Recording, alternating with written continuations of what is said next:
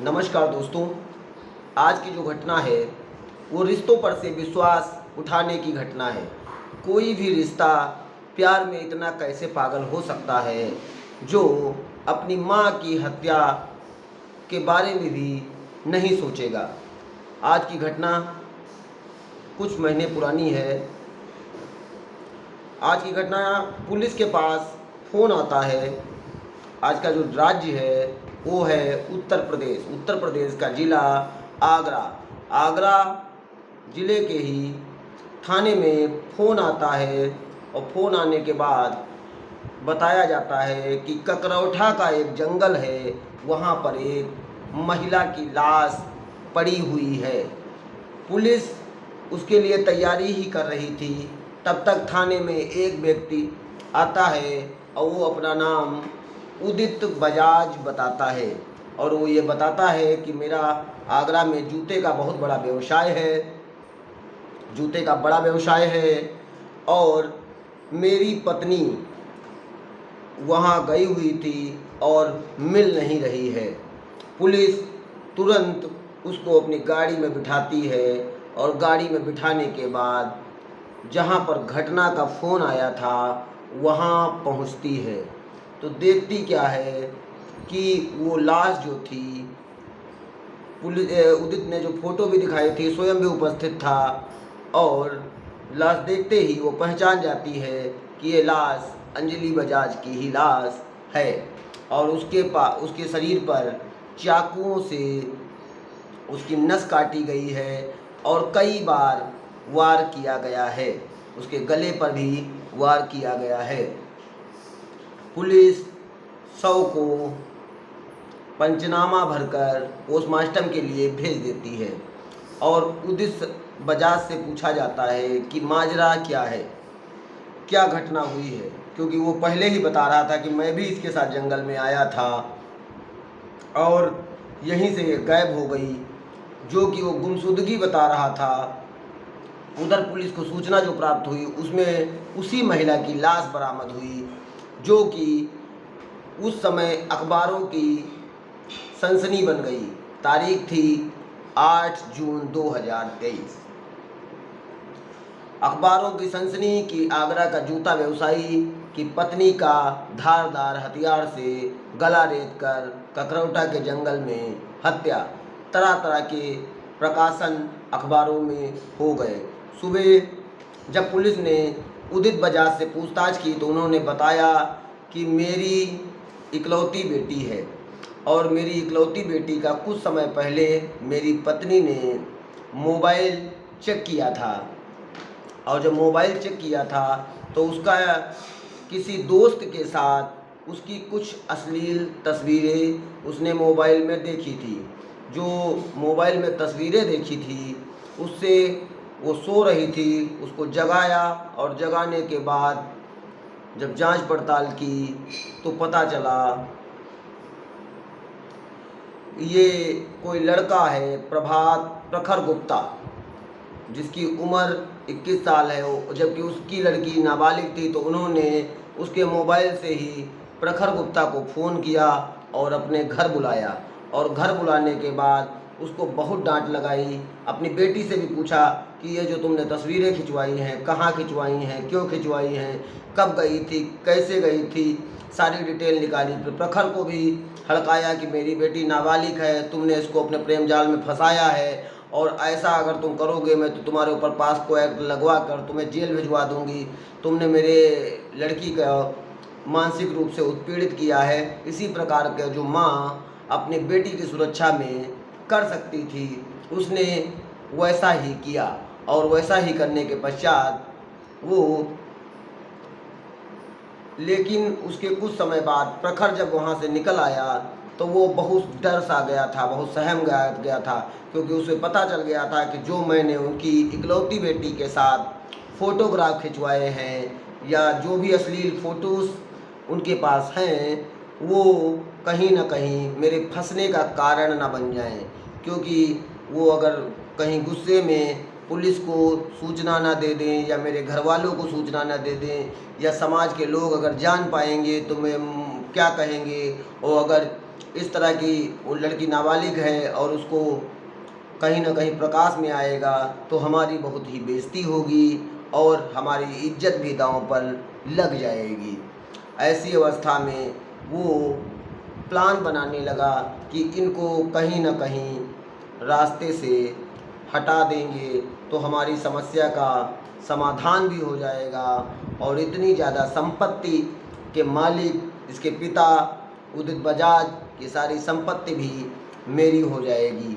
उसने उनकी लड़की से भी प्यार कहीं ना कहीं पैसे और रुपए, उसकी हैसियत, उसके शान शौकत देखने के लिए ही किया था। वो नाबालिग लड़की कम उम्र की जो प्यार में पागल हो चुकी थी, पूरी तरह वो नहीं समझ में पा रही थी कि जो वो कर रही है वो कितना उचित है या अनुचित है।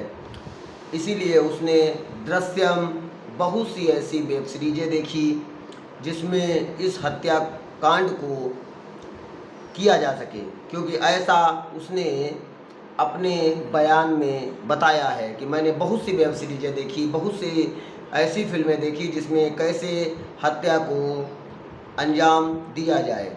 लेकिन जब उसने सारी फिल्में देखी तो उसका समझ में आया कि ये काम उसके अकेले का बस का नहीं है। ऐसे में उसने अपने दोस्त जिसका नाम था सीलू, जो गंज गुरुद्वारा का रहने वाला था, उसको अपने प्लान में शामिल कर लिया। लेकिन प्लान में शामिल करने के बाद वो कहीं ना कहीं ये सोच रहा था, क्योंकि जितनी भी उसने फिल्में या वेब सीरीज़ देखी थी उसमें ज़्यादातर जब कोई क्राइम करता है तो मोबाइल लोकेशन के ही माध्यम से पकड़ा जाता है, इसलिए वो अपना मोबाइल साथ में रखना बंद कर दिया और उसने सीलू के मोबाइल से अंजलि जिनकी हत्या हुई थी उनकी बेटी का व्हाट्सएप नंबर अपलोड किया और सीलू के ही नंबर पर इकलौती बेटी का व्हाट्सएप चलता था और उसने अपनी प्रेमिका जो कि नाबालिग लड़की थी उससे कहा कि तुम घर से कुछ टाइम के लिए गायब हो जाओ। उसने बताया भी था कि मैं तुम्हारे साथ शादी करूंगा, तुमको खुश रखूंगा। वो उसके प्यार में पूरी तरह से पागल थी। ऐसे में उसने पहले भी 1-2 बार प्लान बनाया, लेकिन किसी कारणवश वो इस प्लान को पास न कर सका। लेकिन धीरे धीरे इस केस में वो 8 तारीख को उसने पहले उनके घर गया और उससे लड़की के मोबाइल से उसको मैसेज करवाया कि मैं घर से फरार हो गई हूँ, अब मुझे ढूंढने की कोशिश मत करना और मैं प्रखर के साथ ही रहूँगी और उससे शादी करके उसके साथ अपना घर बसाऊँगी। जब माँ ऐसा सुनती है तो वो बहुत डर जाती है। उसको भी अफसोस होने लगता है कि क्यों मैंने अपनी बेटी को डांटा था, ऐसा न किया होता मेरी बेटी ऐसा घर छोड़ के न जाती। वो तुरंत उदित को फ़ोन करती हैं और उससे बहुत रिक्वेस्ट करने लगती हैं कि बेटा घर छोड़ के मत जाओ, मैं आइंदा से तुमको मत नहीं डांटूंगी और जो भी गलती हुई हो मुझे माफ़ कर दो। एक माँ ममता के आवेश में आकर जितने भी तरीके से अपनी बेटी को समझा सकती थी उतना समझाने का प्रयास करती है, लेकिन बेटी वहाँ से कहीं चली जाती है। और इधर जो व्हाट्सएप नंबर पर सीलू के उसी के बेटी का व्हाट्सएप अपलोड किया गया था, उससे वो बाद में फ़ोन आते मैसेज आता है कि अगर तुम मिलना चाहती हो तो यहाँ ककरौठा के जंगल में आ जाओ। वो तुरंत उदित को फ़ोन करती हैं। दोनों लोग पति पत्नी अंजलि बजाज व उदित बजाज तुरंत अपने बेटी के मैसेज के अनुसार उसी जंगल में पहुँचते हैं। दोनों जंगल में अपनी बेटी को ढूंढ रहे होते हैं, लेकिन कहीं से उनका कोई पता नहीं चलता है। फिर एक मैसेज उसके पापा को लगता है, हो सकता है मैं एक मैसेज करूं, क्योंकि वो मुझसे बहुत प्यार करती है, मैं कह दूंगा मेरा एक्सीडेंट हो गया है तो वो ज़रूर भागते मेरे पास आ जाएगी। उसके पापा मैसेज करते हैं कि मेरा एक्सीडेंट हो गया है, मैं इसी जंगल में आ रहा था तुमको ढूंढने के लिए, तो प्यार में वो भागती चली आएगी। और वो उनसे कहते हैं कि तुम इधर रास्ते पर जाओ अपनी पत्नी से, देखो मैं इधर ढूंढता हूँ। और दोनों उसी जंगल में ढूंढ रहे थे। जब वो उधर उनकी पत्नी थोड़ा आगे निकल जाती हैं, उसके बाद वो इधर उधर से ढूंढ के जब आते हैं तो उनकी पत्नी उनको कहीं दिखाई नहीं पड़ती हैं। वो अपनी पत्नी को भी जब ढूंढने लगते हैं, ऐसे में एक तो बेटी नहीं मिल रही थी, दूसरे उनकी पत्नी भी नहीं मिल रही थी। ऐसे में वो बहुत घबरा जाते हैं, परेशान हो जाते हैं और ऐसे हड़बड़ाहट में वो ज़ोर ज़ोर से आवाज़ लगाते हैं, चिल्लाते हैं, लेकिन कहीं से उनकी पत्नी का पता उसी जंगल में नहीं चलता है। और इसी घबराने की वजह से वो तुरंत अपनी गाड़ी उठाते हैं और तुरंत थाने पहुंच जाते हैं। जैसा कि मैंने पूर्व में बताया, थाने पर फिर थोड़ी देर बाद सूचना आती है, फिर ये लाश बरामद होती है। अब बेटी के मोबाइल को खंगाला जाता है, तो बेटी के मोबाइल में जब पुलिस जांच पड़ताल करती है तो देखती क्या है, उसमें बहुत सी जो व्हाट्सएप चैटिंग की गई थी या फेसबुक पर चैटिंग की गई थी, बहुत से डाटे को मिटाया गया था। उसमें डाटे को मिटाने के बाद जानकारी पुलिस लेना शुरू करती है और उधर पूरा जो नंबर था, प्रखर का नंबर, उसमें 47 बार उस दिन उसने कॉल की थी और अपनी माँ को सारा मैसेज के माध्यम से किया था। पुलिस की भी संदिग्धता, कहीं ना कहीं बेटी भी संदिग्ध अवस्था में आ जाती है।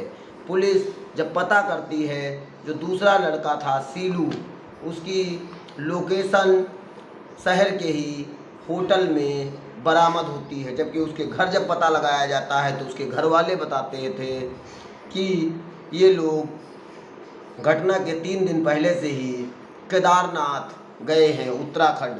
पुलिस इन दोनों को ढूंढने के लिए केदारनाथ, उत्तराखंड, उत्तर प्रदेश वह बहुत जगह जाती है, लेकिन ये लोग दिल्ली से शिमला से फिर कुछ समय बाद वापस आगरा आ जाते हैं और उसी फ़ोन लोकेशन के माध्यम से इन दोनों लोगों को पकड़ा जाता है। और पकड़ने के बाद जब इनको थाने लाया जाता है तो जैसा कि मैंने पूर्व में बताया कि जो वो फ़ोटोज़ प्राप्त हो गई थी, उससे वो बहुत डर गया था, इसीलिए उसने अपने दोस्त सीलू के साथ मिलकर उसकी हत्या कर दी थी। और हत्या करने के बाद ये लोग अपनी ही बाइक से दिल्ली के रास्ते शिमला भाग गए थे।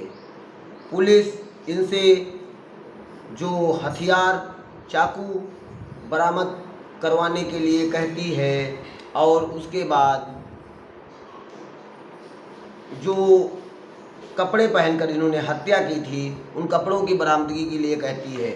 लेकिन ये पुलिस को बताते हैं कि ऐसा वो सब उन्होंने जला दिया, पता नहीं है कहाँ गया, तरह तरह की बातें बताते हैं। पहले तो ये घुमा फिरा के बात ही नहीं बता रहा था, लेकिन पुलिस ने जब तुड़ैया की तो थोड़ा सा समझाया और मनोवैज्ञानिक तरीके से प्रयास किया, तब इसने थोड़ा बहुत बताया। लेकिन आला कत्ल हथियार व जो कत्ल के समय घटनास्थल पर इन लोगों ने कपड़े पहने थे उनको नहीं बताया।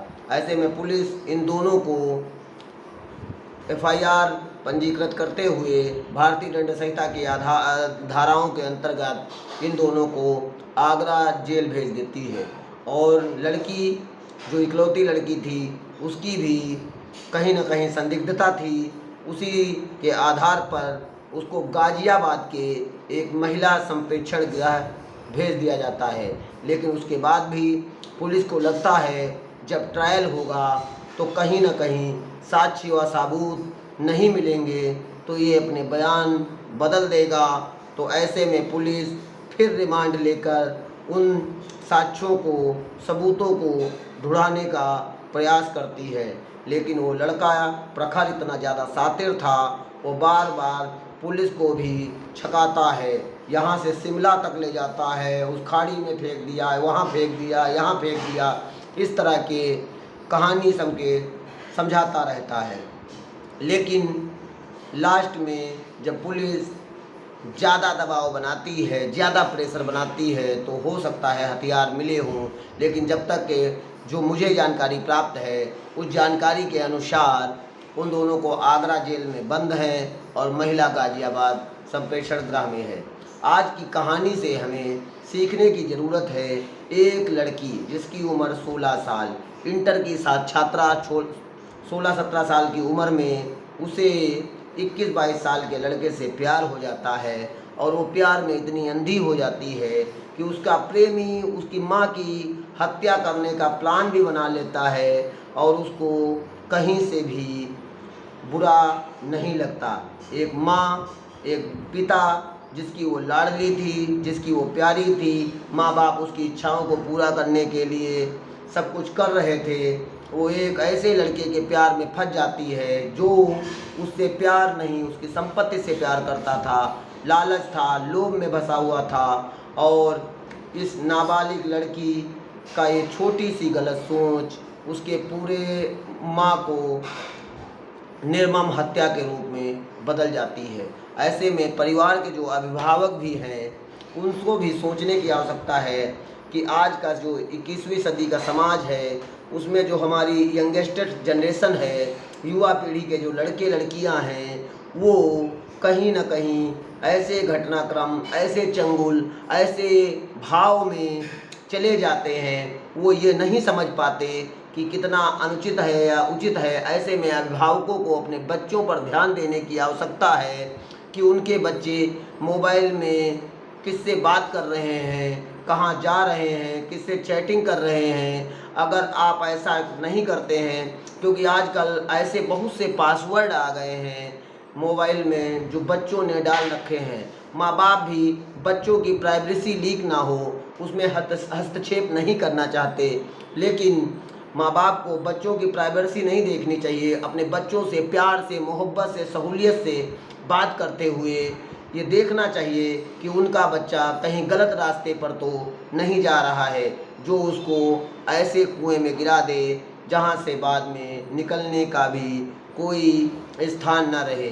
अब ऐसे जो ये घटना है उसने पूरे आगरा शहर को, पूरे प्रदेश को, जिसने भी सुना होगा उसको सोचने पे मजबूर कर दिया होगा। एक नाबालिग लड़की ने कैसे अपने प्रेमी के साथ मिलकर अपने माँ को ही मौत के घाट उतार दिया।